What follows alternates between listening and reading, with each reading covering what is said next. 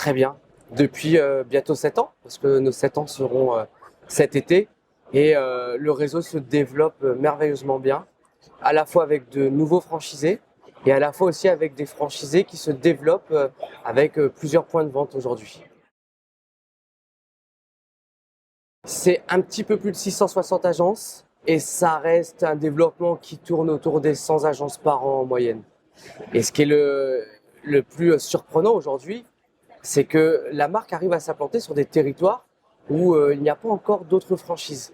Euh, Tout simplement parce qu'en fait la marque Play, elle est extrêmement populaire et le capital confiance que Stéphane incarne à travers ses émissions, ses valeurs, eh bien les gens nous accordent ce capital confiance dans ces régions-là et on arrive à s'installer et à performer.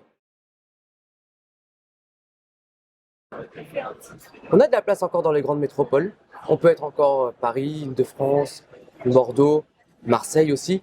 Mais dans les régions euh, comme la Bretagne ou un peu plus dans le centre de la France, on a des territoires qui jusqu'à présent apparaissaient moins attractifs, mais qui le deviennent par l'essor du télétravail. La crise Covid y est passée et elle a rebattu les cartes du paysage immobilier, notamment de la consommation des particuliers là-dessus. Et c'est dans ce sens que nous nous accompagnons. Donc on peut s'installer dans ces territoires-là facilement. Alors, tout le monde s'est posé la question durant la crise Covid. On s'est dit quelle va être la réaction du marché, quelle va être la réaction des candidats aujourd'hui aussi qui prétendent à entreprendre aujourd'hui. Et finalement, non, le métier de l'immobilier, c'est quelque chose qui perdurera tout le temps. Tout le monde a besoin de se loger à un moment donné de sa vie. Et beaucoup d'ouvertures d'agences ont eu lieu durant cette période de Covid. Et surtout, on a eu beaucoup de franchisés qui ont ouvert des deuxième, troisième agences durant cette période. Parce que c'était un modèle pour eux rassurant. Sans compter les nouveaux qui, voyant les autres réussir, voulaient leur réussite à leur tour à travers cette marque. D'ailleurs, c'est pour ça qu'on a été élu pour la deuxième fois, marque préférée des Français et agence immobilière de l'année, encore une fois, pour une deuxième année. Aujourd'hui, on a la chance en France d'avoir plein de marques qui travaillent dans l'immobilier et des bonnes marques. Maintenant, la nôtre, elle va se démarquer par plusieurs points.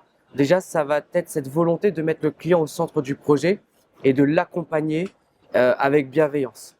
Et cet accompagnement avec bienveillance, elle se traduit par notre volonté de rendre compétent le client. Ce que fait Stéphane dans ses émissions est de lui transmettre notre métier de manière à ce qu'on puisse parler le même langage.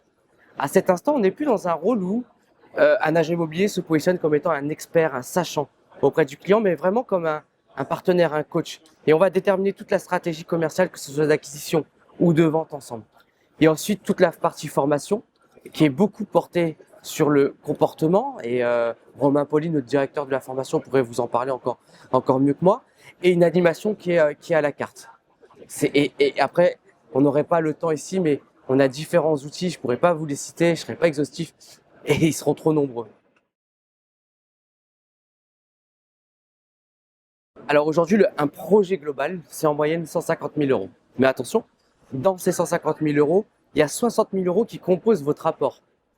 C'est à vous, hein, vous ne les transmettez pas, mais c'est une somme que vous devez détenir qui va vous permettre, si le besoin s'en faisait ressentir, de pouvoir faire face aux dépenses d'une activité comme d'une agence immobilière pendant les 6 premiers mois. Le reste, c'est 90 000 euros qui généralement qui est emprunté. On accompagne d'ailleurs nos candidats dans ce sens et ça permet de payer la redevance, les frais de formation, l'ameublement dans les agences, les travaux, toutes ces choses-là.